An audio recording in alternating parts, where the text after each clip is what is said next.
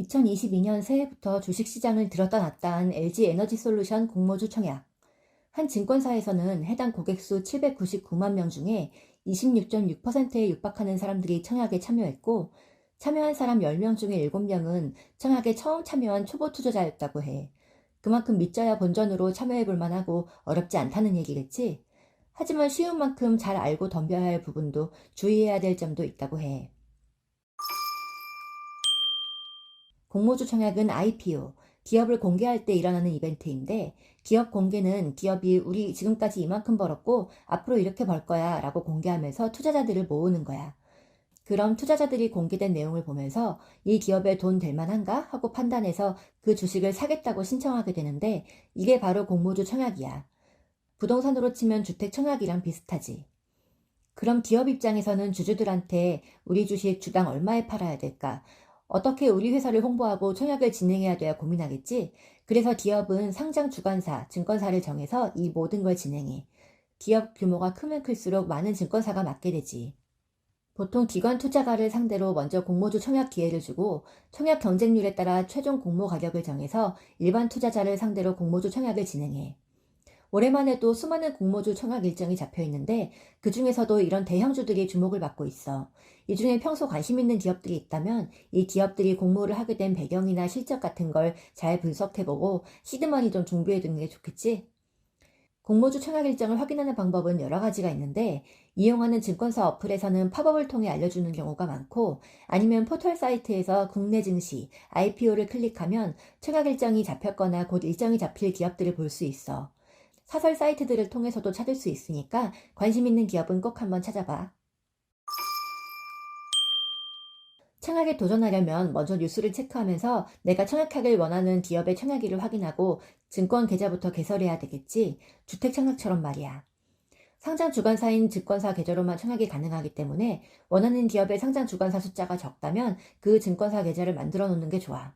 대포 통장을 막기 위해서 금융사 계좌 개설이 원칙적으로 20일에 하나만 가능하기 때문에 기존에 개설한 통장은 없는지, 상장 주관사가 아닌 금융사의 계좌 개설일도 잘 체크해야 되지. 또 수요 예측일에는 기관 투자자들의 경쟁률과 확정되는 공모 가격에 주목해야 돼. 거의 청약일 일주일 전 정도인데, 이 수요 예측 결과랑 시장 상황에 따라서 공모 가격이 정해지거든. 간단한 뉴스 검색만 해도 분위기가 어떤지 알 수 있으니까 참고해서 투자 가치를 판단해보는 게 좋겠지? 청약 시작 하루 전에는 정확한 한 주당 청약 가격을 체크하고 내가 가진 돈으로 얼마나 살 건지를 결정해야 돼. 보통 공모가액의 50%, 청약하는 수량만큼 증거금이 필요하거든. 그래서 청약에 얼마나 넣을 건지, 내 재테크에 어떤 영향이 있을지도 체크해야 돼. 또 거래 실적 등을 기준으로 해서 개인별로 청약할 수 있는 금액이 제한되는 청약 한도가 있다는 것도 기억해.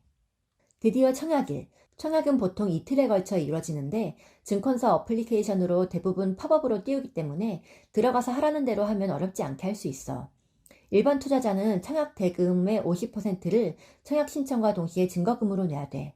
LG에너지솔루션의 경우에는 희망 공모가가 30만 원이라서 10주를 신청할 때 300만 원이 있어야 되겠지만 내야 되는 증거금은 그 금액의 50%인 150만 원이 필요했었지. 한 종목은 무조건 한 증권사에서만 청약할 수 있고 한 사람이 여러 증권사를 통해 중복 청약하는 건 불가능해. 같은 날 다른 기업은 가능하지. 청약 개시일에는 증권사에 따라 몰리는 경쟁률을 확인해서 경쟁률이 낮은 쪽에서 진행해야 당첨될 확률이 높다는 것도 기억해야 돼.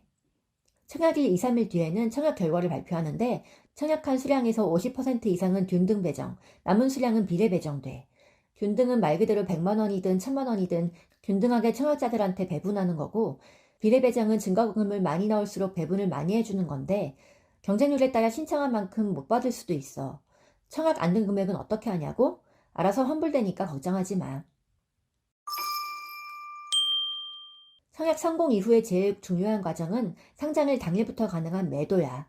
청약에 성공한 주식을 갖고 있어도 되겠지만 소위 말하는 따상을 기대하면서 바로 이익 실현하고 싶은 사람도 많겠지? 그런데 청약에 성공했다고 해서 무조건 돈을 버는 건 아니야. 2021년 공모주 상황만 봐도 그래. 물론 카카오페이, SK바이오사이언스 같은 주식들은 따상에 성공했지만 롯데렌탈의 경우에는 시가가 공모가보다도 낮았고 이후에 주가도 계속 하락했어. 생각보다 이런 기업들도 많다고 하니까 무작정 돈 벌 수 있다고 생각하면 안 되겠지? 또 한 가지, 공모주 청약을 할 때는 기관들이 더 많은 주식을 배정받고 싶어 하기 때문에 의무 보유 확약 비율을 내세우거든. 우리 몇 개월 동안 안 팔 거야 하고 3개월이나 6개월 정도 일정 기간을 약속을 해두는 게 있어. 주가가 심하게 출렁거리는 걸 방지하기 위해서지. 그럼 청약 해당 기업에서도 그런 기관들에 더 많은 주식을 배정해 주거든. 그래서 확약 기간이 끝나고 나면 어느 정도 이익을 봤다 싶은 기관들이 빠져나가는 현상이 일어나. 이게 바로 흔히 말하는 락업 해지일이야. 상장 후에 바로 매도하고 싶지 않다면 이런 점도 꼭 기억해야 돼. 2022년에도 줄줄이 기다리고 있는 공모주 청약. 이 중에 우리에게 이익 실현을 안겨줄 곳은 어디일까? 유행에 휩쓸리기보단 한 번쯤 확실하게 관심 있는 기업의 실적을 체크해보고 그 추이도 살펴보길 바래.